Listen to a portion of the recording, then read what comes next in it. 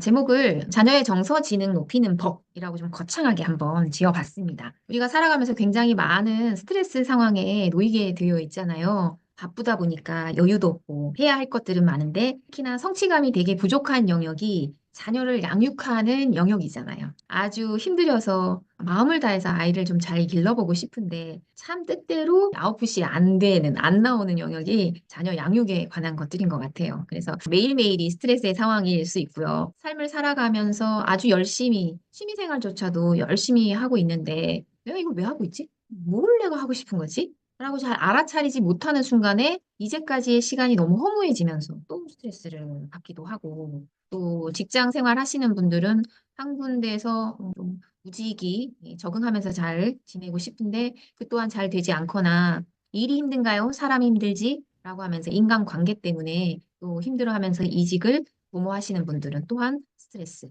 그래서 굉장히 많은 허탈감과 그 불안이 몰려오고 있는 게 요즘 상황인 거죠. 이런 힘든 삶의 단면을 애착이라는 관점으로 한번 시작을 열어볼까 해요. 여러분 잘 아시는 하버드 대학에서 신체, 정신이 건강한, 그러니까 아주 활발한 학교 생활을 하고 있는 대학생들을 대상으로 학생들을 모아서 부모와의 관계를 조사를 했어요. 그래서 이 부모와의 관계가 아주 친밀하고 건강하냐, 멀리하고 깊이하냐, 나는 부모가 좀 싫다라고 하는지. 그래서 그때 조사를 한번 하고, 그 다음에 15년 후에 이들을 대상으로 다시 한번 조사에 들어갔는데 무엇을 조사했느냐? 건강 상태가 어떤지 종합검진을 한 거예요. 그런데 결과가 되게 놀라웠어요. 어떤 결과가 나왔냐면 어린 시절에 우리 부모님하고 되게 사이가 좋아요. 그러니까 전문 용어로 심리적 애착이 좋아요. 그랬는데 그렇게 좋은 사람들이 그렇지 않은 사람들에 비해서 뭐 동맥질환이라든지 소화기계 뭐 십이지장 궤양이라든지 뭐 고혈압 혹은 또 알코올릭과 같은 이 발병률이 훨씬 더 낮더라는 거예요. 그러니까 심리적으로 부모하고 가까웠던 사람들은 한 45% 정도 그런 질병을 가지고 있다면 그렇지 않은 부모와 별로 사이가 안 좋은 사람들의 건강 상태의 이 발병률은 91% 거의 두 배예요. 그러니까 어떤 고통, 고난 이런 거가 와도 또 잘 회복할 수 있는 능력이 어떠한지 또 그것이 건강 상태에 어떤 영향을 끼치는지를 봤을 때에 정말 안정적인 애착 대상이 있을 때 그 대상에게 지지를 받을 때 건강하고도 연관이 있더라라고 하는 거죠. 그래서 어린 시절에 부모와의 그 심리적 애착이 건강하다면 중년 이후에 신체 건강에도 대단히 많은 영향을 끼친다. 그런 조사 결과가 나온 거예요. 그럼 이제 애착이라는 단어에 좀 집중을 해볼 필요가 있겠죠. 정신의학자 존 볼비라고 하는 사람이 이런 말을 했어요. 엄마하고 여기서 이제 저는 엄마라고 지칭을 하겠지만 주 양육자라고 생각하시면 좋겠습니다. 주 양육자하고 소통할 수 없는 아이는 자기 자신과도 소통을 못한다. 이렇게 얘기했어요. 그만큼 이 생애 초기 단계에 있어서의 애착은 다른 인간관계는 물론이고 자기 자신과의 관계까지도 굉장히 깊은 영향을 끼친다는 거예요.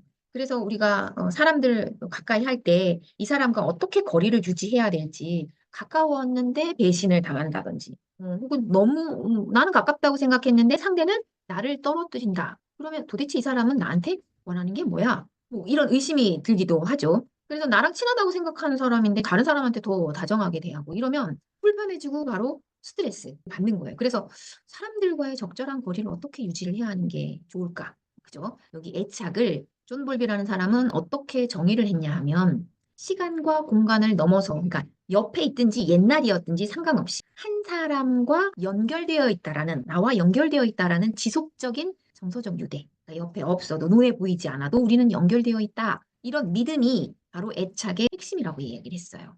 아기들이 엄마를 찾아서 떼쓰고 우는 이유는 단지 배가 고파요, 나 좀 살려주세요라고 하는 생존 때문이라기보다는 사실은 정서적 연결감이라는 거 여러분 잘 알고 계시죠? 그래서 부모는 이 아기에게는 베이스 캠프예요. 그래서 아기가 세상을 탁 하다가 너무 무서워. 그러면 뒷걸음질 쳐서 베이스 캠프로 돌아가거나 너무 스트레스를 받아요. 안정감을 느끼고 싶을 때 이 베이스 캠프를 찾아가고 그래서 부모에게 돌아와서 위로받을 수 있다. 나는 언제든 돌아갈 곳이 있다라고 하는 이 믿음이 새로운 세상에 대한 성장, 탐색, 도전 이런 거에 대한 동기가 된다 하는 거예요. 그래서 이 양육자들이 아이에게 관심을 주거나 아니 어루만져 주는 거 이것이 커다란 의미로는 두 가지 장점이 있는 거죠. 하나는 바로 아이의 뇌에서 그 스트레스 호르몬을 조절하는 수용체를 많이 만들어내는 거예요. 그래서 아이 본인의 스트레스 반응을 갖추고 뭔가 이것도 해보고 저것도 해보고 또 다른 사람과의 관계성, 사회성, 그리고 나한테서 일어나는 이런 정서들을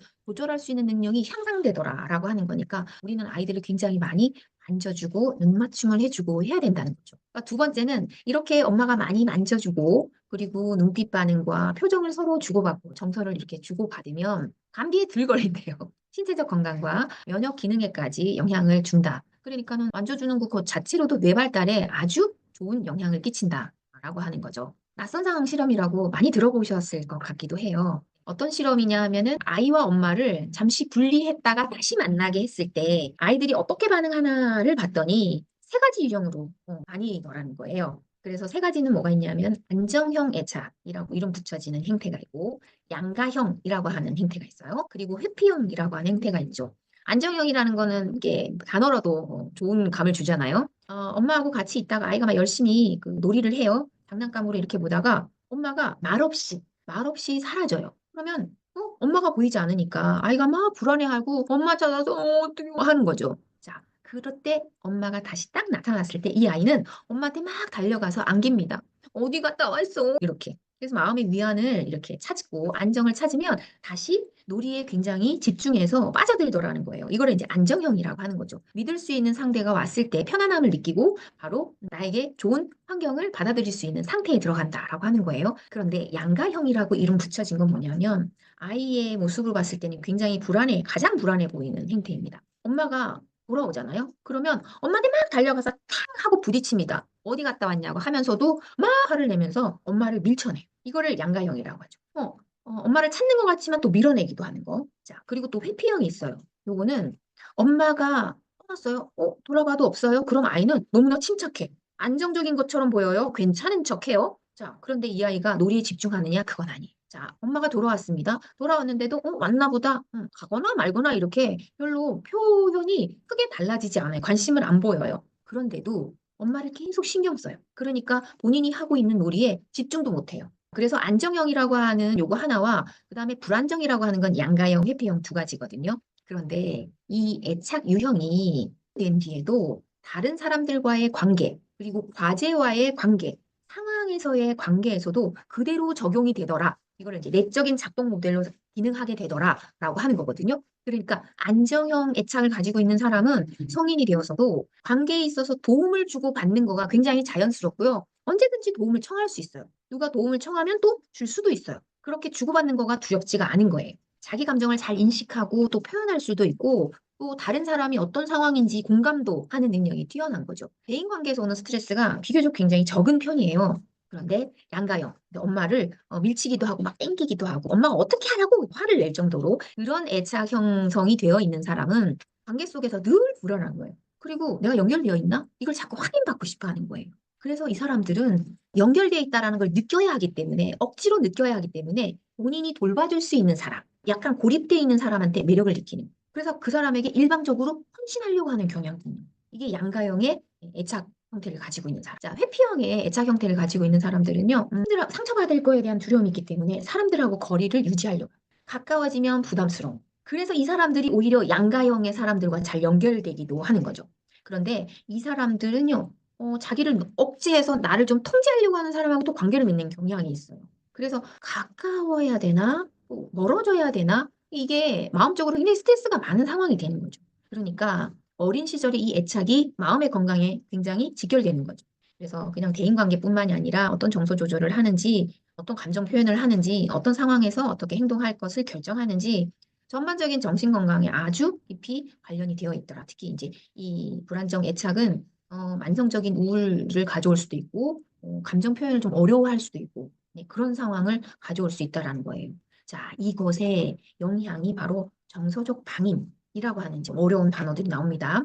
임상 심리학자가 이 개념을 처음으로 이제 설명하면서 말을 했는데, 사람들하고 자꾸 문제도 일으키고, 또 가까이 가지도 못하고 약간 겉도는 느낌이 들기도 하고, 나 혼자 살아가는 것 같은 그런 공허함을 느낀다던가, 이유를 알 수 없는 그런 외로움, 뭔가 틀린 것 같은, 이런 것들이 바로 정서적 방임의 결과라고 하는 거예요. 그래서 여기 제가 글 잘 적어놨습니다만 일단 삶의 공허함이라는 건요. 내가 왜 살아야 하지? 어떤 목적으로 살아야 되지? 이 목적이 맞나? 그래서 피해가 들고 특별한 이유 없이 자살을 생각하기도 하고 그런 경향을 보여주기도 하고요. 또 지나친 독립성과 자율성이라는 거 누구한테도 의존은 안 하려고 하는 도움 청하는 거를 안 해요. 그러니까 혼자 무조건 해결하려고 하는 경향이 있는 거죠. 그래서 어떻게 보면 책임감이 강하고 성실하다. 뭐 사회적으로 성공할 수는 있겠지만 관계에서는 가까이 있는 사람들은 되게 이들에게서 불편함을 느끼는 거예요. 감정이 없는 사람처럼 보이고 이 사람 자체가 이 무거운 책임감을 벗어던지려고 하는 데서 오다 보니까 우울감에 빠지게 되기도 하고 그러거든요. 그리고 이제 비현실적인 자기평가라는 건 뭐냐면 내가 어떤 사람인지, 뭘 좋아하는지, 뭘 잘하는지, 내 강점이 뭔지 약점인지 잘 몰라요. 객관적으로 자기평가하지를 못한다는 거예요. 그러니까 다른 사람들이 날 어떻게 생각하는지도 알기가 어려운 거예요. 그리고 이제 다른 사람한테는 관대하지만 본인에게는 굉장히 혹독한. 다른 사람의 이야기는 잘 들어줘요. 고민 같은 거 잘 들어줘요. 그런데 본인의 약점은요, 되게 불편해해요. 다른 사람들에게 비춰지는 것도 그렇지만 본인 자신이 참기 힘들어한다. 그래서 죄책감, 수치심도 다른 사람에 비해 크죠. 이유 없이 막 슬프고 화가 나고 때로는 감정이 느껴지지 않을 수도 있고요. 괜한 열등감 느끼기도 하고 그리고 자기 파괴적인 경향을 가지고 있기 때문에 자신을 역겨워하기도 한다고 해요. 그리고 타인이 다른 사람이 진짜 나를 제대로 알면 나 싫어할걸? 이런 두려움이 있어요. 그래서 친한 친구에게도 조차 이 마음을 좀 안 엽니다. 너무 가까워지면 분명히 문제가 생길 거야. 이런 생각이 따라오니까 냉정하고 오만해 보이는 그런 태도가 있기 때문에 건방지다 이런 인상을 주기도 해요. 그리고 누가 자기보다 좋다 그러잖아요. 그것도 불편해. 응. 그리고 너 좀 해가잖아요. 그것도 불편해. 그리고 게으르고 또 미루기도 하고 자기 절제가 되게 불편해서 과소비를 하거나 과수면, 잠을 너무 많이 잔다던가 그리고 이제 특징적으로는 감정 표현이 되게 어렵다. 제가 여기서 감정이라는 단어를 좀 많이 언급을 할 건데 감정 표현에 어려움을 가지고 있다라는 거죠. 그럼 도대체 이 정서적 방임은 언제부터 시작이 됐을까? 바로 미성숙한, 무엇으로 미성숙한? 정서적으로 미성숙한 부모 밑에서 크면 그렇게 되더라라고 하는 건 이제 우리가 좀 아주 무거운 책임감을 부모로서 느끼게 됩니다. 첫 번째가 그 아주 감정적인 부모가 있어요. 심하게 감정적인 부모라는 건 뭐냐? 별거 아니야. 예측 불가해요. 언제 화를 낼지 몰라. 불안해했다가 화를 냈다가 뭐 이러는 거죠. 근데 본인 스스로가 본인을 진정하지 못해. 누가 진정해주냐? 애가 진정시켜주는. 그러니까 엄마 괜찮아 그러지 마 이러면서 아이가 부모 역할까지 떠맡게 되는 거야. 이게 진짜 가장 커다란 정서적 방임이 있게 된 아이가 돌봄을 받아야 되는데 아이가 부모를 돌봐주는 상황이 돼버리는 거예요. 두 번째가 이제 지나치게 좀 주도적이려고 하는 부모인데 이거는 부모님이 아주 바쁩니다. 예. 그리고 있어서의 목표가 너무너무 분명해. 그러니까 이렇게 해야 돼. 저렇게 해야 돼. 막 이러는 거예요. 아이를 통제하죠. 막 감시하죠. 아이의 마음을 공감할 시간이 너무 부족해. 아이 마음보다는 그냥 빨리 해야 할 일이 너무 많은 거예요. 이거 해야지. 저거 해야지. 아니야. 저게 하는 거 맞아. 이렇게. 그러면 아이가 평가받고 있다고 생각해요. 그러니까 어떤 평가를 받고 싶어 할까요? 긍정적인 평가를 받고 싶어 하니까 꾸며요. 꾸며서 엄마한테 보여줘. 아닌데 긴 척하고 긴데 아닌 척하는 거짓된 모습이 자꾸 나오게 되고 아니면 너무 부모님의 평가 기준이 높아져 버리면 무기력해져요. 이렇게 해도 엄마 나 싫어할 거고 저래도 나 엄마 싫어할 거고 하기 싫고 이렇게 무기력해지는 거예요. 세 번째가 이제 수동적인 부모인데 수동적인 부모는 그냥 갈등이 싫은 거예요. 그러니까 어려움이 닥치거나 이러면 그냥 가만히 있어. 아이를 사랑한 건 맞아. 근데 정서적인 도움을 안 줘요. 기준도 이건 이래야 돼, 저거 저래야 돼라고 하는 지침도 주지 않아요. 왜겠어요? 애 상처받을까 봐. 괜히 이렇게 얘기하면 애 기죽을까 봐. 막 이러면서 아이에게 뭔가를 하려고 하지 않아요. 갈등을 피하는 거죠. 감정을 회피하는 거예요. 이런 수동적인 부모 밑에서 아이는 정서적인 방임을 당하게 된다라고 하는 거고요. 네 번째가 거부하는 부모죠. 거부하는 부모는 귀찮으니까 그냥 애를 심하게 꾸짖어요. 그래서 여러분 요즘에 폭삭 속았수다 그 있잖아요. 왜? 저도 이제 그 끝편까지 봤는데 거기 나오는 캐릭터 중에 학시 나오는 거 혹시 아세요? 네. 학시가 이제 거부하는 부모예요. 거부하는 부모가 어떻게 해요? 뭐 이거 해줘 저거 해줘 그럼 학시 막 이러잖아요. 제가 재미들려요. 이런 사람이 바로 이제 정서적인 교류를 거부하는 사람인 거죠. 이런 부모 밑에서 자란 아이들이 이제 성장에서까지 중년이든 노후든 영향을 너무 많이 받는다고 하니까 정서적 친밀이 얼마나 중요한지 우리가 강조할 수가 없겠죠. 그래서 신경과학자도 이렇게 얘기했어요. 아이가 뭔가를 요구할 때는 그걸 민감하게 알아차리고 따뜻하게 알아차리라고 했어요. 그래서 반응해 주라. 그래야 아이의 뇌가 건강하게 자란다라고 하는 거예요. 그래서 이제 주 양육자가 좀 갖추어야 할 것들은 정서 조절 할 수 있어야 되겠죠. 그래야 아이의 정서 조절도 가능하다. 그리고 아이들 공부 열심히 잘하기를 원하시잖아요. 그거에도 영향을 끼친다라고 하는 거죠. 신체 건강은 말할 것도 없고, 그래서 엄마가 우울할 경우에는 아이는 특히나 더 치명적입니다. 왜 치명적인지 아세요? 엄마가 우울하면요, 얼굴 표정이 없어요. 기뻐도 기쁜 표정이 아니에요. 슬퍼도 슬픈 표정이 아니에요. 화가 나도 화가 난 표정이 아니에요. 아이들은 부모의 얼굴 표정을 보면서 기분이라는 것과 매칭을 합니다. 이 매칭이 어려운 아이들, 특히 공부해야 할 시기에 요즘 얼마 전에 코로나 때문에 아이들이 마스크를 낀 얼굴들을 많이 봐왔잖아요. 본인들도 마스크를 끼고 있잖아요. 저는 이것이 정서적 방위이라고 저는 생각해요. 눈 마주침도 중요하지만 얼굴 근육으로 표정이 어떻게 되는지를 배워야 하는데 그럴 기회를 아이가 놓치는 거죠. 이 우울한 엄마 밑에서 자란 아이들이 바로 그거예요. 이 뇌의 좌측에 있는 전두엽 활성화가 안 된대요. 그러니까 정서 조절 안 되는 건 당연하고요. 뭐든지 감정 자체가 부정적이라고 경험하기가 쉽다라고 하는 거죠. 그러면 대인관계 능력도 낮아질 거고 공감 능력도 낮아질 거고 자기 통제도 어려워질 거다라고 하는 거에서 코로나는 우리에게 굉장히 인류 발전에 치명적인 요인이었다라고 생각이 드는 겁니다. 그러면 이 내적 모델 형성이 이미 어린 시절에 돼버렸다면 그럼 이제 더 이상 어떻게 할 수 없지 않나? 이런 생각이 들잖아요. 그런데 그 애착에 관한 연구들이 계속 진화를 합니다. 그래서 아동기에 형성된 그 애착이 잘 바뀌지는 않지만 이 되어서 왜 연애를 하고 사랑을 하잖아요. 이런 좋은 관계 경험을 해서 안정적으로 변화할 수 있다라고 하는 거예요. 네. 그래서 이제 4년간 이제 연구를 했대요. 공단 연구를 했대요. 그래서 어떤 이별을 했을 때 다음 연애가 긍정적인 경험으로 자리 잡는다면 애착 안정성을 높일 수 있다고 밝혀냈어요. 그래서 성인의 애착은 다양한 경험에 영향을 받으면서 항상 변화할 수 있는 상태에 있다라고 하는 상태를 강조를 하죠. 그래서 지금부터 얘기할 이 정서지능이 얼마나 중요한지 제가 앞에서 이야기한 것만으로도 야, 이거 진짜 중요하구나라고 생각하셨을 거예요. 우리 아이들이 어떤 사람으로 자라났으면 좋겠어요 라고 이제 그 페이퍼를 이렇게 돌려요. 돌리면 거의 제가 지금 준비한 멘트들을 다 얘기를 하시죠. 어떻게 해요? 희망을 품었으면 공감도 할 줄 알았으면 좋겠고 아이가 너무 걱정이 없었으면 좋겠어요. 그리고 아이가 나중 일을 생각해서 지금 뭔가를 하려고 하고 싶은 마음을 조금 억제를 했으면 좋겠고 자기 자신한테 나 이거 해볼 거야 라고 하는 동기를 부여를 했으면 좋겠다. 이런 바람들을 가지고 있죠. 부모님들이 자녀에 대해서 다 가지는 이런 기대를 기업이 들에게 가지는 기대하고도 같아요. 같은 맥락이에요. 자신감 있는 직원이 들어왔으면 좋겠고 뭔가 적극적인 태도로 회사 일을 했으면 좋겠습니다. 그리고 좀 도전적이면 좋겠고요. 주변 사람들과 좀 잘 지냈으면 좋겠다. 아까도 말씀드렸지만 일이 힘드나요? 사람이 힘들지. 그래서 관계 능력도 있었으면 좋겠고 어떤 지침이 하달되었을 때 좀 유연성 있게 그 업무를 잘 수행을 했으면 좋겠다. 그래서 요거대로 취업 성공 패키지가 나갈 정도로 강연이 나갈 정도로 이런 준비를 하세요라고 강조를 할 정도로 많이 언급이 되고 있죠. 감정 조절이 힘들어서 우리 주변에 일어나는 아이들의 문제가 되게 많습니다. 특히 이제 학교 폭력, 디지털 세상에서의 폭력이 되게 많이 증가를 하고 있는데 가장 큰 문제는 본인은 장난이라고. 본인은 장난이라고 하는데 상대는 힘들어요. 고통스러워요. 그래서 이제 저희가 교육을 나가면서 이럽니다. 얘들아, 장난과 폭력의 차이는 뭘까? 교육 되게 잘 받거든요. 그래서 장난은 함께하는 모두가 즐거운 일이요 라고 분명히 얘기해요. 폭력은 누구 한 사람이라도 힘들어한다면 폭력이에요라고 말 잘해요. 근데 여기서 놓치는 부분이 뭐가 있냐면 그래서 제가 강조하는 부분이 뭐냐면 사람은 모두 나쁜 짓을 할 의도는 가지고 있잖아. 근데 장난에서 폭력으로 넘어가는 순간을 잘 알아차려야 되는데 그러려면 무엇을 잘 보아야 할까라고 이제 제가 손으로 저희 얼굴을 이렇게 하면 아이들이 표정이요라고 얘기를 하거든요.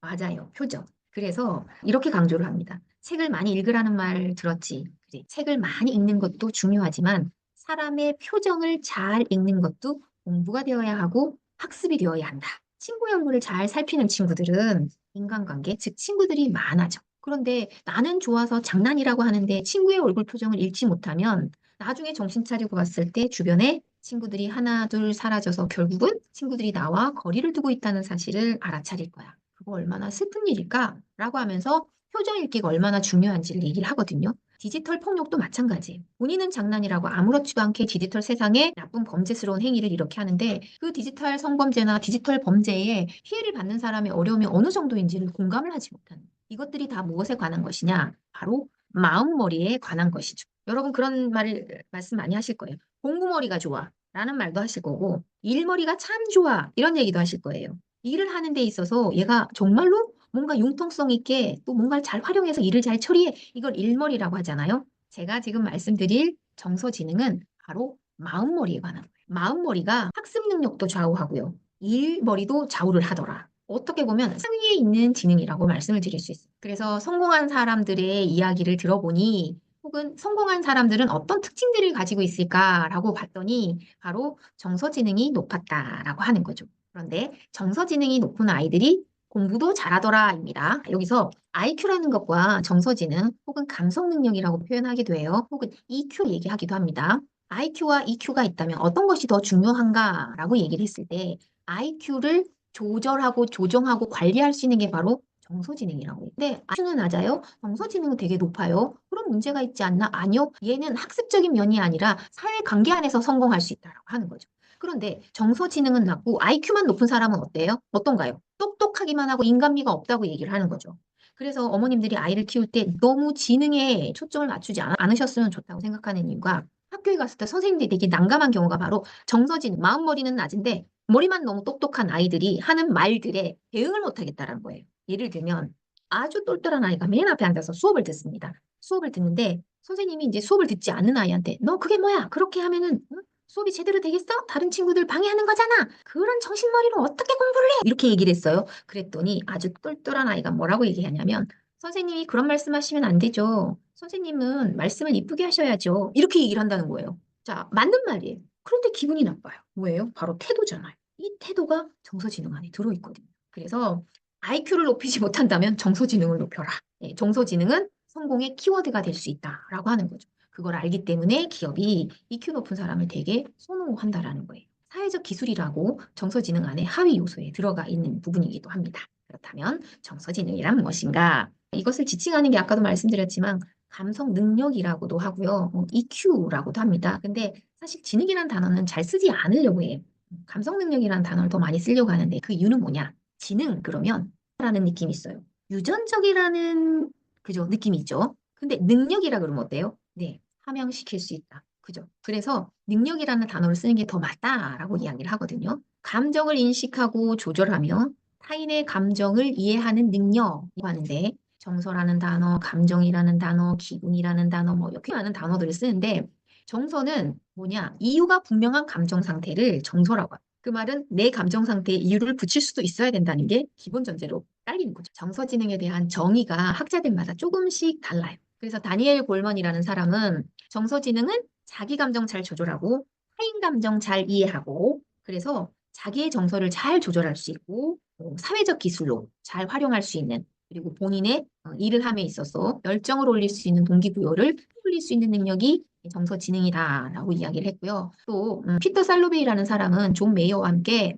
네 가지 영역이라고 그렇게 구성을 했어요. 이것도 감정 지각이라고 표현하지만 정서 인식 그리고 감정을 어떻게 활용할 건지 그걸 이해해야 된다. 그래야 잡혀서 조절이 관리 가능하다라고 하는 거죠. 감정 조절에 관한 겁니다. 그리고 여러분 다중지능 이론 학부모님들이시라면 잘 알 것 같아요. 다중지능 이론하고도 연관이 있다라고 했는데 인간 친화지능이라고도 하고 대인지능이라고도 얘기를 합니다. 요 지능과 또 개인지능이라고 가드너는 얘기를 했지만 자아 성찰지능이라고 이야기를 하기도 해요. 이 두 가지가 정서지능과 밀접한 관련이 있다라고 이야기를 했습니다. 이 학자들이 말한 거에 정의를 공통적으로 이렇게 추려내면 일단은 감정 이해하고 조절하는 능력이다. 그것이 정서지능이다라고 한 거죠. 그런데 이 정서지능을 길러야 하는 우리 양육자가 감성에 너무 무능해요. 그러면은 아까 말씀드린 것처럼 정서적 방임이 일어날 수 있는 거죠. 이걸 어떻게 알 수 있냐? 자녀의 감정을 무시하는지 얼마나 방임적인지, 아이를 경멸하는 태도를 가지고 있는지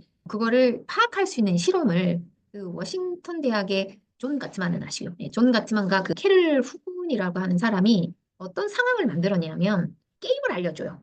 이 게임을 자녀에게 부모가 알려줘요. 부모가 알려주는데 5살 아이들에게 알려줄 때의 그 모습과 그리고 그 아이가 9살이 됐을 때 또 어떻게 변했는지 이렇게 두 번 관찰을 해보는 거예요. 해봤더니 이제 크게 여기에 나와 있는 것처럼 한 세 가지 정도로 그래서 자녀의 감정을 완전히 무시하더라. 이 부모들은 어떠한 행동을 했냐면 아이가 좀 말을 못 알아듣거나 이거 뭐지? 라고 하면 그걸 그냥 무시하는 거예요. 얘가 막, 뭐 어쩌 이러면서 이제 짜증을 내고 이러면 그냥 가만히 봐요. 그래서 그 감정을 어떻게 읽어줘야 될지 다뤄줘야 될지 이걸 잘 활용을 못해. 아이가 말을 안 하고 얼굴 표정으로 감정을 표출하고 행동으로 왜 이렇게 표정이나 행동으로 표현할 때도 어땠어? 너 이러니? 이렇게 활용하지 못하더라는 거예요.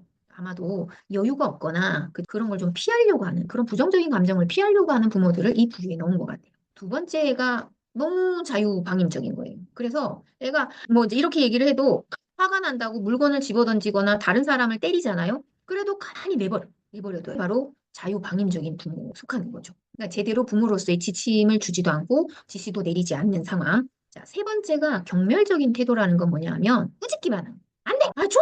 이렇게만 하는 거죠. 그래서 아이가 뭐 좀 대들기라도 하면 말대꾸 하지 마! 아까 말씀드린 학시. 학시처럼 말대꾸 하지 마. 어디서? 이렇게 혼내기만 하는 부모들이 정서지능이 낮다. 그런 양육자다. 감성에 너무 무디다라고 하는 거고요. 이런 양육자님들은 이제 이런 교육을 받거나 나중에 시간이 지나면 미쳤나 봐. 내가 왜 그랬을까? 막 이러면서 네, 후회가 가득한 거죠. 자, 그래서 이 정서를 좀 잘 다루는 유능한 양육자라면 어떻게 하겠어요? 잘 안 돼? 그러면 이렇게 해볼까? 저런 방법은 어때? 속상해? 이렇게 하면서 게임을 알려주면서 어때요? 아이에게 아이가 정서가 이렇게 드러났을 때 그걸 정확하게 이유가 뭔지 파악하려고 하는 거예요. 뭘 넣으려고 하는데 잘 안 넣어지려는 건지 아니면은 퍼즐을 찾으려고 하는데 퍼즐이 찾아지지 않는 것인지 다음 상황을 어떻게 해야 되는지 이해가 안 되는 것인지 그 이유가 뭔지를 파악하려고 하더라는 거예요. 자, 그런데 화가 난다고 해서 집어던지거나 이제까지 만들어 놓은 걸 저지레를 해버린다거나 이렇게 하려고 했을 때 어떻게 하느냐. 지금 일이 잘 안 되고 있어? 잠깐만 있어봐. 다시 잘하고 싶은 마음이 생길 때까지 잠깐만 이렇게 해준다는 거예요. 이건 이제 정서 활용이라고 얘기를 하는데 이런 상황, 긍정, 성공 상황을 한번 경험해 보면 그럴 때는 그러면 되더라라고 하는 걸 아이가 경험하게 되잖아요. 그리고 자기 자녀가 그 감정을 좀 잘 다룰 수 있도록 여유를 가지고 봐줄 수 있는 거예요. 그래야 아이가 기분 나빠할 때 어때요? 부모가 위로를 해줘야 아이가 스스로도 자기를 위로할 수 있더라. 그러면 기분이 나쁜 경우가 점점 줄어들겠죠. 그래서 이런 아이들이 친구와의 관계에서도 되게 인기가 많을 수 있고 또 호감을 살 수도 있고요. 물론 주의력이 높아져서 공부도 할 수 있다라는 거죠. 그래서 아이가 힘든 행태를 보일 때 그러면 조금 기다렸다가 좋은 마음으로 이걸 완성할 수 있을 때까지 좀 있어 볼까? 다른 걸 해보는 건 어때? 라고 하는 거예요. 여기에 뉘앙스가 되게 중요해요. 예, 제가 이제 대화법 강의에서도 얘기를 하지만 똑같이 걸어봐 라고 할 때 말투 자체가 걸어보라고 왜 안 걷냐? 이렇게 얘기하는 게 아니라 걸어보는 건 어때? 라고 하는 청유형이 좋은 대화법이라고 얘기를 하거든요. 그래서 이 정서를 잘 다루는 유능한 양육자가 되기 위해서 정서지능에 뭐뭐가 있는지 어떻게 하면 되는지 부족함은 어떤지를 열심히 한번 더 공부를 이어가 보도록 하죠. 정서지능의 하위 요소로 다양한 학자들이 얘기를 했지만 저는 이 5가지로 오늘 좀 정리를 해보려고 해요. 정서 인식이 있고 정서 조절이 있습니다. 감정 조절이라고도 하죠. 동기부여가 있어요. 그리고 공감, 이것도 정서지능입니다. 사회적 기술, 정서지능입니다. 자, 그래서 이게 그냥 제가 막연하게 정서지능이라고 얘기하는 게 아니라 연구를 통해서 우리 머릿속에 있는 편도라는 기관과 신피질이라고 하는 기관이 있어요. 딱 두 개를 상징적으로 띄어서 얘기를 하면 신피질이라고 하는 거는 이성적인 작동을 하는 거라고 간략하게 설명을 해보겠습니다. 이 편도라고 하는 거에는요, 감정적 기억이 들어가요. 주로 감정을 다루기 때문에 그래서 이 편도가 사실은 신피질과 잘 합의를 이루어서 신피질이 편도를 잘 하게 그리고 편도가 신피질을 도와줄 수 있도록 하는 이 사작용이 바로 정서지능의 핵심이거든요. 그래서 여기 나오는 정서인식 같은 경우에는 가장 초석이라고 이야기를 하는 부분입니다. 가장 아랫단계 기본 전제 뭐 이렇게 얘기할 수 있을 정도로 여러 가지 감정을 좀 구별할 수 있는 능력이죠. 예를 들면 그냥 슬프다 그냥 하루 얘기하기보다는 뭔가 있었는데 잃어버렸다던가 망가졌다던가 사라졌다던가 했을 때 느끼는 상실감도 슬프다고 우리가 얘기를 하고 영화를 볼 때 그 인물의 감정이입이 돼서 눈물이 날 때도 우리는 슬프다고 이야기를 하죠. 그리고 내가 사랑하는 사람에게 안 좋은 일이 생겼어요. 이런 일이 벌어졌을 때 내 마음이 슬프기도 하죠. 이런 아주 작은 감정인 것 같지만 그 밑으로 들어가면 디테일하게 나눌 수 있는 능력이 정서 인식 능력이에요. 그래야 내가 이 감정을 관리하고 이용할 수가 있거든요. 그러면 정서 인식부터 한번 이야기를 해보도록 하죠. 자신과, 그러니까 나와 다른 사람의 감정을 정확하게 인식하는 거예요. 그럼 이제 그게 정서가 되겠죠. 그래서 그 감정이 내 행동에 어떤 영향을 끼치고 내가 어떤 판단을 하는데 영향을 끼치는 것까지 이해하는 능력이에요. 그래서 이게 되는 아이들은 나 지금 화났어. 친구가 내 말을 꾼도 나 말하고 싶었는데 라던가 내 물건인데 친구가 가져갔잖아. 나한테 물어봤어야지. 라고 하면서 본인이 화가 난 이유를 정확하게 얘기할 수 있으면 정서 인식 능력이 높다라고 얘기를 하거든요. 만약에 이제 이 상황에서 정서 인식 능력이 부족하면 어떤 문제가 생기냐면 올라오는 감정을 해소하기 위한 방법이 잘못되는 거예요. 그래서 내가 화났는데 상대 아이를 쳐요. 내가 화가 났는데 어떻게 화가 났는지를 모르고 물건을 던져요. 그래서 이 인식이 잘 되어 있지 않으면 해결 방법 자체를 잘못된 방법으로 가져가더라 하는 겁니다. 그래서 정서인식이 높은 사람은요, 이 부정적 정서를 조금 줄일 수 있는, 그래서 긍정적 정서를 늘릴 수 있는 전략 자체를 다른 사람보다 3%를 더 많이 사용한대. 그러니까 스트레스를 막 술 먹으면서 혼자 자해하면서 뭔가 많이 먹으면서 해소하는 그런 불건강한 방식으로 감정을 처리하는 게 아니라 자기가 자기 자신한테 상처를 준 사람한테 어떻게 복수를 할까 하고 타인한테로 방법이 넘어가는 게 아니라 어때요? 내가 어떻게 하면은 이거를 잘 해결할 수 있을지까지 볼 수 있는 그 스탠퍼드 대학의 교수팀들이 그 영국은요 거미 공포증이 되게 심각하대요. 그 나라에 거미가 되게 많은가 봐. 그래서 거미 공포 우리나라에서는 거미 보면 뭐, 우와 이러지는 않거든요. 근데 심각할 정도로 거미 공포증이 크대요. 근데 미국 같은 경우에는 발표 공포증이 되게 심하다고 얘기하더라고요. 그래서 그 나라의 문화별로 이제 특이한 공포증들이 하나씩 있는데 그래서 이 교수팀들이 펜스키 교수팀들이 거미 공포증을 어떻게 좀 감할 수 있을까 실험을 했더라고요. 근데 되게 재밌는 건요. 정서 인식이 낮으면 그 트라우마나 공포에서 빨리 벗어나기가 힘들더라는 거예요. 그런데 거미를 딱 봤을 때 그때 일어나는 내 정서를 제대로 인식하는 경우, 구체적으로 인식하는 경우에는 나중에 트라우마가 줄어들더라는 거죠. 이걸 직면한다고 얘기를 해야 되나요? 정확하게 직면한다고 해야 될까요? 그래서 거미를 봤을 때 아우 싫어 그냥 이렇게만 얘기하는 게 아니라 거미 보니까 저 검정 색깔 징그러워 이렇게 얘기한다거나 거미 저 발가락들 보니까 몸에 소름이 돋는 것 같아 라고 구체적으로 묘사할 수 있는 걸 정서 인식 능력이라고 하는 거예요. 자, 그래서 이것이 얼마나 중요한지 초등학생들조차도 내 감정을 잘 모르면요. 이유야 어떻게 됐든 화나면 그냥 그 화를 엉뚱한 방향으로 표출시켜버려서 학교에서 문제아로 인식이 되는 거죠. 그래서 내가 왜 이런 감정을 느끼는지 잘 알아야 그리고 잘 알지 못하면 그 트라우마 더 오래 간대요.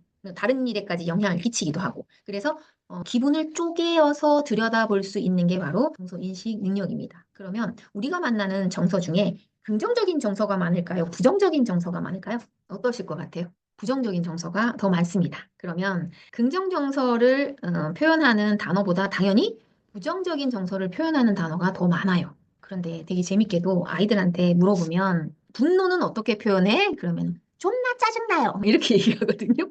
열받아서 뒤로 넘어갈 것 같으면 뭐라고 해? 열나 존나 짜증나요. 이렇게 얘기를 해요. 그래서 이 정서 단어 자체를 아이들이 잘 쪼개지 않습니다. 그런데 분명히 책도 많이 읽고 국어책에도 되게 많을 거예요. 그럼에도 불구하고 아이들은 왜 감정 단어를 많이 쓰지 않을까요? 실생활에서 그런 단어를 쓰는 경우가 많이 없기 때문에. 그래서 이제 제가 여기 표를 보면은 화가 난다, 또 싫다, 질투가, 두려움이, 걱정이, 부끄럽다, 후회스럽다, 슬프다, 만족스럽다, 기쁘다, 놀랍다. 이런 단어들도 굉장히 세분화될 수 있죠. 느낌집이라는 단어를 제가 사본 적이 있는데, 와우, 특히 우리나라에는요, 느낌을 표현하는 것들이 아주 다양합니다. 이 몸을 통해서도 느낌을 표현하기도 하죠. 어떻게 하냐면, 열받아, 뚜껑 열려, 숨이 답답해, 뒷목 땡겨, 막 이런 얘기 하잖아요. 몸을 통해서도 느낌을 표현할 수 있을 정도로 우리나라는 색깔도 굉장히 검다, 거무튀튀하다, 거무스름하다 이렇게 다양한 것처럼 정서도 되게 표현을 우리나라에서는 되게 많이 해요. 근데 그런 말을 일상 대화에서 여러분이 쓰실 수 있으면 그것조차 정서 인식 능력을 높이는 방법이에요. 폴 에크먼이라고 하는 사람은 모든 인간은 국가 상관없이 문화 상관없이 어떤 환경에서 자랐는지 상관없이 기본 정서를 가지고 있다. 가장 크게 말하는 6가지 감정이 행복한 거, 슬픈 거, 그다음 두려운 거, 놀라는 거, 그리고 화나는 거, 역겹다. 라고 하는 6가지 감정이다라고 했는데 또 모 학자는 아니 4가지밖에 없어. 행복, 슬픔, 두려움, 화 4가지야. 요게 세분화되는 거다라고 했어요. 그래서 뭐 이게 뭐 그리 중요하겠어요. 그죠? 우리는 이것들을 세분화할 수 있어야 된다. 그래서 이제 나 그 방법을 여러분에게 설명을 드릴 건데요. 세상에나 이렇게 많은 감정 단어들이 있었어? 여러분이 이제 제가 대학법 강의에서도 그 영상을 찍으면서도 많이 얘기를 했지만 이런 정서 단어, 기분 단어, 감정 단어를 많이 사용하면 많이 사용할수록 소통에 굉장히 이롭습니다. 그리고 품격 있는 대화를 이어갈 수 있고요. 바로 직통으로 내 상태가 어떤지를 한마디로 알릴 수 있는 게 바로 정서 단어예요. 그래서 이것은 저는 가히 대단한, 위대한 소통 방법이다라고 얘기할 정도로 이 정서가 기분이라는 걸 중요하게 얘기를 하고 있습니다. 이런 인식이 되고 나면 감정을 조절할 수 있죠. 감정을 조절하는데 이 감정에는 여러 가지가 있습니다. 분노도 조절할 수 있고, 우울도 조절할 수 있고, 그죠? 또 두려움도 조절할 수 있을 거고요. 흥분이 됐을 때 가라앉힐 수도 있겠죠. 그러니까 인식에서 잡혀야 우리는 조절이라는 걸 한다. 순간적인 감정을 적절히 조절하고, 충동적인 반응을 관리하여 상황에 맞게 감정을 표현하는 능력이다 라고 했어요. 여기에 표현까지 들어가요. 그래서 감정을 표현한다. 아까 이제 좀 전에 제가 말씀드린 것처럼 나 지금 너무 황당해 라고 하는 말로써 모든 상황을 다 전달할 수 있죠. 그런데 이 감정이 몸속에 있을 때 하고 내가 입 밖으로 드러냈을 때 하고는 어때요? 나중에 보여지는 상황 자체가 하늘과 땅 차이. 그래서 표현하는 것도 기술이죠. 표현을 지금 이 상황에 표현해야 되나 말아야 되는지도 인지해야 되고요. 어느 정도 이 감정을 드러내야 되는지, 어느 정도 저 감정을 숨겨야하는지를 아는 것도 감정 조절, 정서 표현 능력에 들어가는 겁니다. 예를 들면 뭐 장례식장에서 아무리 친구가 웃긴 얘기를 하고 했다 하더라도 큰 소리로 웃는 것은 적절치 못하잖아요. 이런 것을 인지하는 것 자체가 감정 조절이라고 얘기를 하는 거죠. 자, 부족했을 때는 욱 하는 성격 때문에 이 감정 조절도 뇌회로의 시냅스가 만들어진 이거는 경험해 본다라는 거거든요. 경험해서 나의 경험치로 만들어 놓지 않으면 좋은 방법대로 해소하지 못합니다. 무슨 말이냐? 사람은 어떤 정보가 들어왔을 때요. 정보가 두 가지의 갈래로 들어온다고 합니다. 그래서 현도로 들어가는 경우가 있고 시상이라고 하는 대로 들어가는 경우가 있는데 현도는 본능, 감정, 욕구를 담당하기 때문에 현도에서 어떤 결정을 내려버리면 본능적으로 행동하기가 쉬워요. 그런데 상황을 파악하고 나니 아이고 그걸 그럴 필요까지는 없었는데라고 생각하는 건 바로 신피지, 시상합으로 들어온 이것이 정보가 신피지를 거쳐서 이성적인 사고를 한 다음에 현도의 감정을 다룰 수도 있어요. 이런 경험치가 있어야 시냅스가 만들어지면서 다음에도 그런 상황이 되었을 때 똑같이 대응할 수가 있는데 그게 되지 않았을 때 후회할 일이 굉장히 많다라는 거죠. 실제로 있었던 사건이에요. 이거 우리나라 사건은 아니고 미국 같은 경우에는 총기를 소지하잖아요. 엄마 아빠가 저녁 모임에 갔다가 집에 돌아왔어요. 그런데 아이들이 없는 거예요. 집에 있어야 할 아이들이 없는 거예요. 이거 무슨 일이 있다. 그래서 그 아빠가 총을 들었어요. 총을 들고 누구야? 무슨 일이 있었던 거야? 이렇게 해서 찾다가 옷장 뒤에서 소리가 나. 그래서 옷장 문을 탁 여는 순간 바로 방아쇠를 당겨버렸죠. 굉장히 불행한 사건이 발생했어요. 짐작하시죠? 아이들이 엄마 아빠를 놀래켜 주려고 옷장에 숨었다가 그 사고가 난 거예요. 자, 이건 뭐냐면 두려움이라고 하는 정서가 올라와서 상황을 파악하기도 전에 어떻게 했어요? 바로 방아쇠를 당겨버린 거죠. 그래서 분노가 올라왔든 아니면은 슬픔이 올라왔든 우울이 올라왔든 어떠한 감정이 올라왔든지 간에 그것을 누르고 상황 판단을 먼저 하는 시냅스를 만들어야 된다. 그래서 이런 감정 조절을 잘할 수 있는 아이로 키우기 위해서 우리가 지금 이 강의를 듣고 있는 거죠. 이러려면 여러분들 자체가 아이들을 잘 공감해주고 아이들이 그런 상황에서 어떻게 해야 되는지를 경험하게 하는 게 중요하다는 걸 다시 한번 강조를 드리고 싶어요. 자, 동기부여라고 하는 건 뭐냐 하면 어떤 정서가 올라와요. 그러면 그 정서를 활용하는 거예요. 예를 들어서 내가 복수를 하겠다라고 하면 어떤 감정을 활용해야 될까요? 분노라고 하는 감정을 활용해야 돼요. 내가 어디 가서 컴플레인을 걸어야 돼요. 그래서 내가 원하는 바를 이끌어내야 돼요. 그러면 어떤 감정을 사용해야 돼요? 분노라고 하는 감정이 있어야 돼요. 그래야 대응하면서 싸울 수가 있기 때문에. 그죠? 자, 이런 거를 잘 활용해서 내가 어떤 일을 하는데 사용한다, 이용한다가 바로 동기부여인 거죠. 그래서 나 지금 싫어. 그렇지만 다음을 위해서 요것 정도는 참아볼래. 라고 해서 그 감정을 누르는 것도 어때요? 동기부여가 되는. 여러분 되게 좋아하실 만한 능력인 거죠. 네, 그래서 실패 경험이 쌓여도 그 실패를 바탕으로 해서 다시 한번 도전을 해야 되는데 이 동기부여 능력이 떨어지면 나 안 해. 나 안 할래. 나 다시는 이거 시키지 마. 이러면서 부모 뒤에 숨어버리는 일이 생기는 거예요.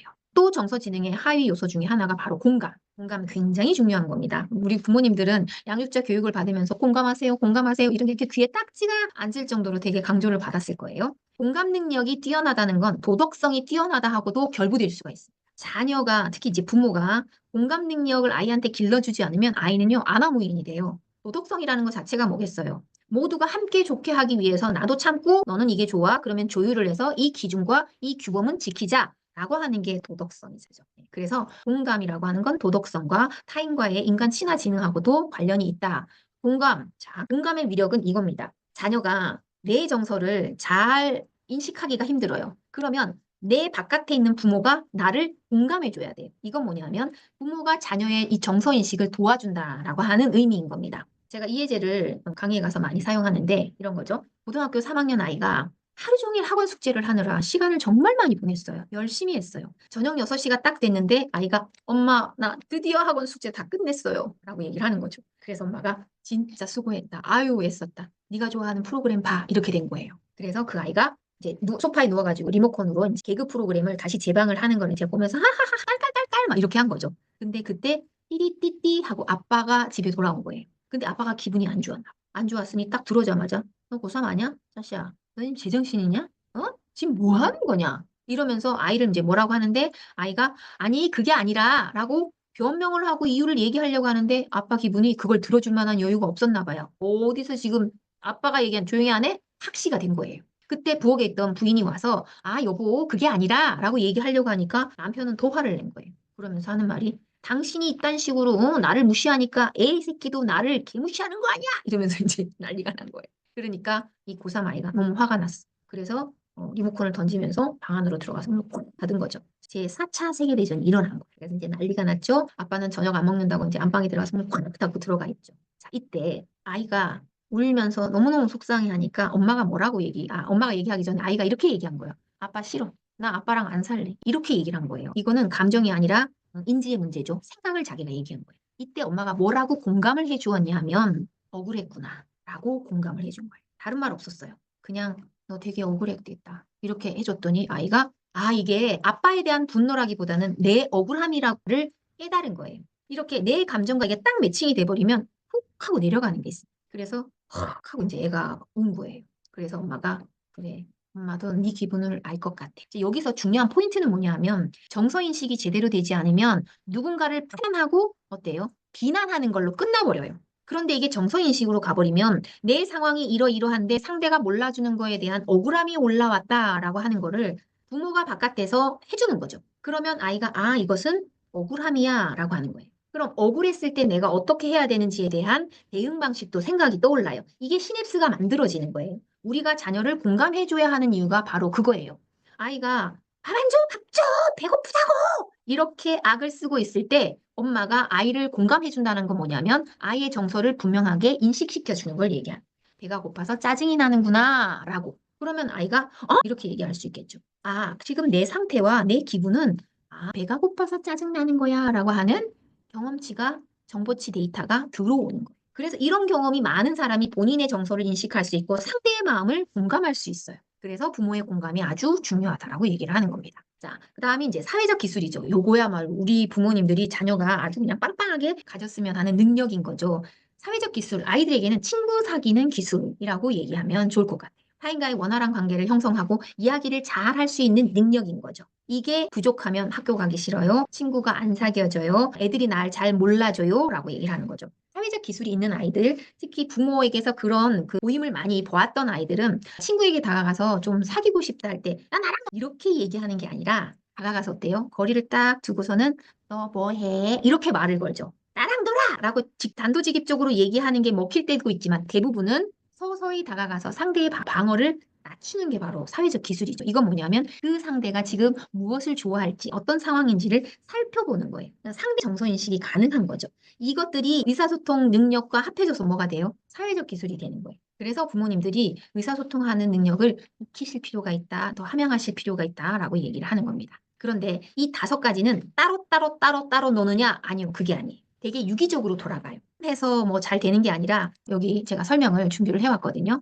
정서인식이 부족하면요, 조절할 걸 못 찾아내는 거기 때문에 감정 조절도 힘듭니다. 공감 능력이 낮으면 당연히 사회적 기술이 떨어질 수, 자기 동기부여가 부족하면 어때요? 감정 조절도 힘들 수 있다라는 거죠. 자, 그래서 하위 요소들은 다 얽히고 설키고 다 껴져 있다 하는 겁니다. 그래서 특정 부분이 부족하잖아요. 그러면 이걸 어떻게 표현하냐면 오크통 아시죠? 와인에 있는 오크통. 오크통은 여러 가지 판때기를 이렇게 붙여서 만들어 놓은 통이잖아요. 그런데 이 오크통이 만약에 한 절반 정도 이렇게 잘려져 있어요. 그러니까 오크통이 이렇게 하다가 밑으로 쑥 빠지는 거죠. 그러면 이 오크통에는 어디까지 물이 찰 수 있을까요? 낮은 부분까지만 찰 수 있는. 다른 부분이 아무리 높아도 한 부분이 턱없이 부족해버리면 전체적인 정서 지능이 떨어진다라고 하는 거예요. 그래서 우리는 골고루 신경을 써야 된다라는 거고요. 자, 그러면 정서지능은 타고난 게 아닐까요? 라고 얘기하는 거에 대한 많은 연구 결과가 있었어요. 이것은 교육을 통해서 훈련을 통해서 상상될 수 있다. 그래서 이 정서지능에 관한 이제 EQ 개발 프로그램이 대놓고 왜 그런 거 있잖아. 이게 진짜 효과가 있을까라고 어느 학교에 소용이 되는 거에서 이제 연구 결과가 나온 것들이 상당히 많습니다. 이게 제가 보니까 저도 그 프로그램을 봤는데요. 특별한 건 없어요. 특별한 건 없는데 조금만 신경 쓰면 돼. 자, 그래서 차근차근 설명을 드리도록 할게요. 자, 자기인식 훈련법, 정서인식이에요. 이건 뭐냐면 이것도 여러분들하고 만나면은 하루 3시간을 요걸 가지고 직접 어머님들하고 한번 해보고 그다음에 집에 가서 자녀분들하고 할 수 있게끔 자신감을 드리는 작업들인데 감정 붙이기를 해요. 감정 붙이기. 그러면 감정을 붙이려면 어떤 감정들이 있는지 우리가 다양하게 알아야 되잖아요. 그래서 포털 사이트에 들어가시면 제가 이제 오늘 그 강의 들으신 분들한테 이제 리뷰 이벤트를 드릴 건데 제 그 슬라이드 여러분들한테 드릴 거거든요. 거기도 나와 있지만 포털 사이트에 감정 단어 쓰세요. 감정 단어하고 검색을 탁 치시면 나옵니다. 그거요 출력하세요. 출력하셔가지고 식탁 그 유리 밑에다가 넣으세요. 아니면 냉장고에 붙여놓으세요. 붙여놔서 그 단어들이 눈에 익어야 돼. 눈에 익어서 그 단어를 쓰셔야 돼요. 근데 너무 많다? 동그라미 10개만 치세요. 그래서 거기 있는 단어들을 자꾸자꾸 쓰실 수 있도록 해줘야 되는데 아이들더러 그냥 쓰라 그러면 안 쓰죠. 여러분이 쓰셔. 여러분이 쓰시는데 밥을 먹다가도 혹은 손을 잡고 어디를 가다가도 언제든지 할 수 있습니다. 제가 참 존경하는 부부가 계신데 그 부부는 제가 수업을 이렇게 해도 이미 하고 계시더라고요. 어떻게 하고 있냐면 이렇게요. 아빠가 오늘 자유로를 이렇게 달리면서 담배꽁초를 이렇게 탁 버렸다? 근데 그게 벌금으로 걸렸어. 와, 진짜 창피하더라. 와, 너네는 그런 적 없어? 이렇게 묻는 거예요. 그러면 아이들이 나도 그런 거 있는데 그러면서 본인한테 있었던 상황을 얘기하면서 나도 그때 창피했어. 이런 단어를 쓰는 거죠. 그러면 엄마가 옆에서 엄마도 되게 수치스러울 때가 있었어. 라고 하면서 수치스럽다는 단어를 쓰는 거예요. 자, 별거 아닌 것 같지만 감정으로 부모님들이 먼저 오픈하시고 감정 단어를 쓰시면 아이들은 같이 씁니다. 그래서 저희는 이제 수업을 할 때는 감정 출석부라고 또 표현을 하기도 해요. 이렇게 합니다. 오늘 기분들이 어떠신지 여기 계시는 15분들 다 한번 돌아가면서 얘기를 해볼까요? 라고 해서 그냥 사는 단어를 아무거나 얘기를 하면서 그 이유를 같이 얘기를 합니다. 저는 오늘 되게 설레었어요. 네, 왜 설레이셨어요? 그럼 오늘도 수업을 들을 걸 생각하니까 너무 설레이는 거예요. 라고 하면서 설레인다는 단어를 쓰는 거예요. 이 단어를 쫙 하잖아요. 별거 아닌 것 같지만 일주일에 한 번씩만이라도 여러분이 이 활동을 하시면 좋겠어요.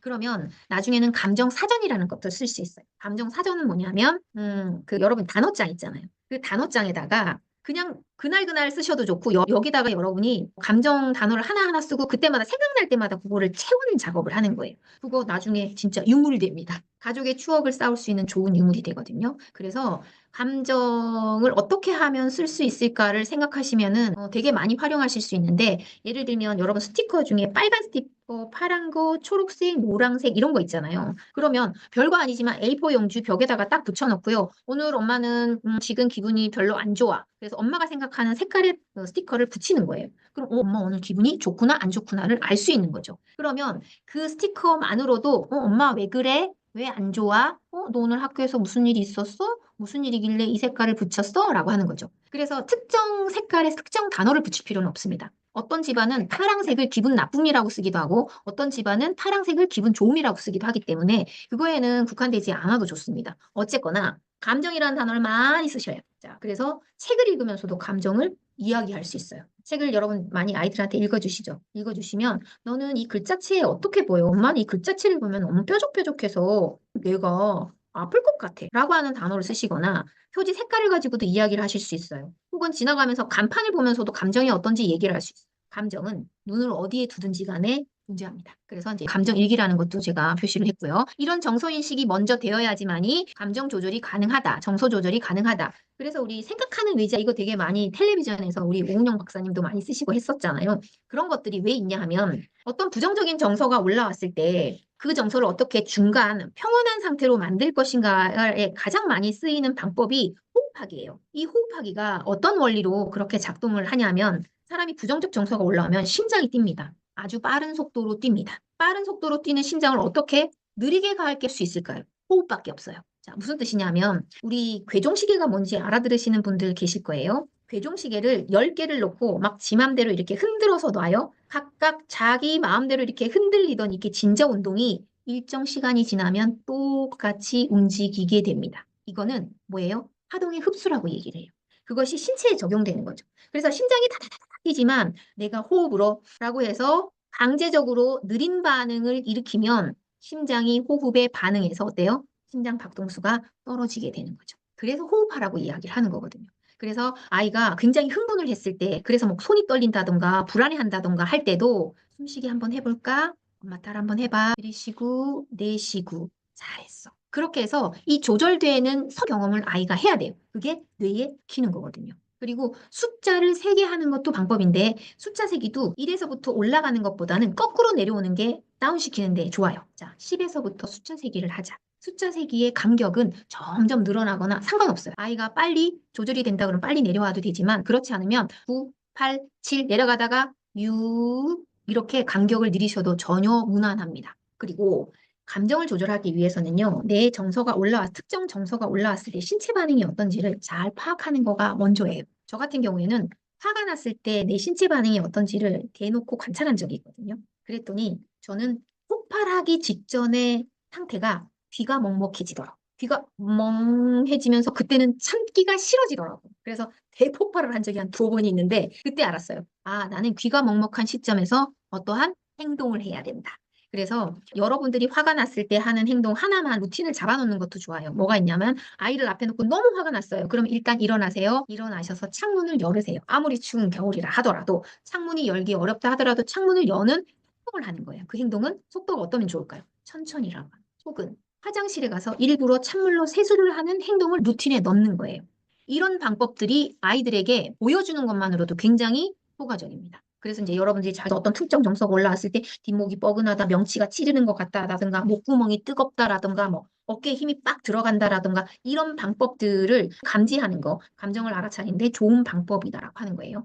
감정은 여러분 자신이 아닙니다. 그냥 내가 그런 상태에 있다라고 하는 걸 아시면 조절할 대상이라는 거는 알으시겠죠. 동기부여라고 하는 건요, 작은 성공 경험 쌓기라고 하는 건데요. 실패 경험보다 성공 경험이 되게 많아야 된다라는 걸 잘못 이해하시는 분들이 있어요. 예를 들면, 아이가 1등 하는 경험을 해보게 하고 싶어서 피아노 대회를 나가게 하고 싶은데 아이가 안 나간대요. 그냥 나가기만 하면 될 것 같은데 그래서 애한테 너가 대회에 나가는 것만으로도 아주 좋은 경험이라고 생각해 라고 주입을 해도 소용이 없어요. 이것도 성공 경험도 쪼개는 게 되게 중요합니다. 어떤 식으로 쪼개느냐 하면 예를 들면 저는 콩쿨 피아노 대회 저 가본 적은 없어요. 가본 적은 없는데 그 성공 경험에 여러 가지 그 세부 사항에 이렇게 적어주시는 거를 제가 참고해서 말씀을 드리는 거예요. 너 피아노 칠 때 대회 나가서 피아노 칠 때 피아노 치는 데에만 집중하지 말고 어깨를 펴고 관중을 향해서 딱 한번 눈을 돌렸다가 오는 거 그거 하나를 성공으로 잡는 거예요. 성공 자체를. 또 어떤 아이들은 이렇게 옷을 이렇게 딱 펼치고 한 다음에 하는 걸 성공경으로 하는 거예요. 그러니까 완주를 하고 1등을 하는 것을 성공으로 잡는 게 아니라 어떤 행동 하나하나 여유를 잡는 행동 하나하나를 성공경으로 만들어주는 거죠. 그래서 너 이번에 진짜 잘했어 라고 말할 거리를 만들어주는 게 바로 성공 경험입니다. 이런 작은 도전이 성공을 해야 다음으로 올라가는데 우리는 어떻게 억지로라도 이 단계를 이 아이가 알면은 경험하면 아, 잘할 수 있겠다 자신감이 생기지 않을까라고 생각을 하신다는 거죠. 자, 이것을 쪼갤 수 있는 지혜가 필요하다라고 하는 거예요. 그리고 칭찬을 하실 때에도